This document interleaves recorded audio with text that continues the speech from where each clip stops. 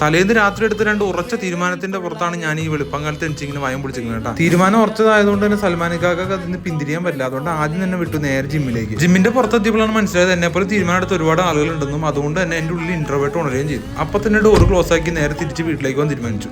ആ ഫോൺ വഴിക്കാണ് ഞാൻ പെട്ടെന്ന് ആലോചിക്കുന്നത് എന്തായാലും ഇറങ്ങിയില്ലെന്ന് ശരീരം എടുക്കാൻ വേണ്ടി 2 റൗണ്ട് ഇറങ്ങി ഓടാന്ന്. അപ്പോൾ ഇത് ഓടണമെന്നുണ്ടെങ്കിൽ കുറച്ച് മോട്ടിവേഷൻ വേണം. മോട്ടിവേഷൻ വേണ്ടി ഞാൻ എന്ത് ചെയ്തു, ഒരു പാട്ടം കൂടെ വെച്ചു. അങ്ങനെ ഓടാൻ വേണ്ടിയിട്ട് ഒരു സ്ഥലം കണ്ടുപിടിച്ചപ്പോഴാണ് എനിക്ക് മനസ്സിലായത് പ്രകൃതി വരെ എന്നോട് തിരിച്ച് തുപ്പിക്കൊണ്ടിരിക്കുകയാണെന്ന്. കാരണം മഴ ചെയ്തുകൊണ്ടിരിക്കുകയാണ്. അപ്പം ഇന്ന് ഓടാൻ പറ്റില്ല. അങ്ങനെ നേരെ ഞാൻ എന്ത് ചെയ്തു, എന്തായാലും ഇറങ്ങിയില്ല. പിന്നെ അടുത്ത പരിപാടി വെക്കാന്ന് വെച്ചിട്ട് നേരെ ഒരു ചായക്കടയിലേക്ക് പോയി. വട തലേ ദിവസമാണെങ്കിലും വയറ് എൻ്റെ ആയതുകൊണ്ട് തന്നെ ഞാൻ വട പറഞ്ഞില്ല, ഒരു ചായ മാത്രം പറഞ്ഞു.